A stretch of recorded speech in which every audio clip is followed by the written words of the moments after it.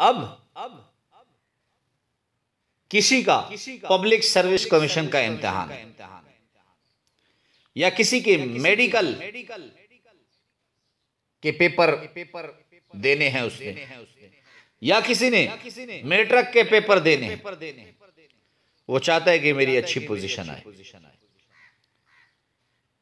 अब उसने मेहनत की है, लेकिन बाद औकात लोग मेहनत भी करते हैं, लेकिन जो सवालात स्टूडेंट ने याद किए होते हैं, बाद औकात कोई भी सवाल पेपर में वो नहीं आया हुआ होता जो उसने याद किया हो।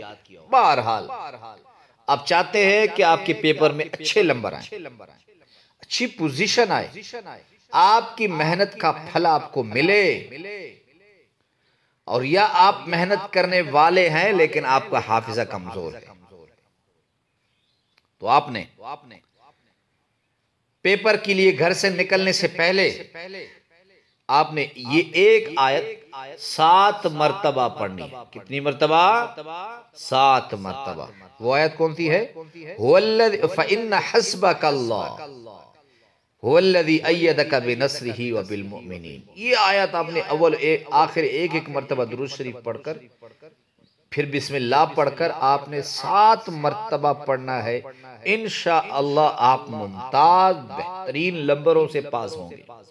अगर आप पब्लिक सर्विस का कमीशन का इम्तिहान देने जा रहे हैं या इंटरव्यू देना जा रहे हैं, रूम में दाखिल होने से पहले इसको 7 मर्तबा पढ़ें।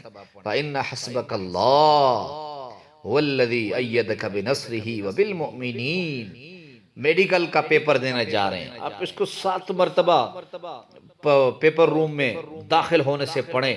अल्लाह रब्बुल इज्जत ऐसे आपको आसान फरमा देंगे, ऐसे आसान फरमा देंगे जैसे घर के रास्ते आपको अपने गांव के, अपने इलाके के रास्ते मालूम होते हैं, इस तरह वो पेपर अल्लाह रब्बुल इज्जत आपके लिए आसान फरमा देंगे।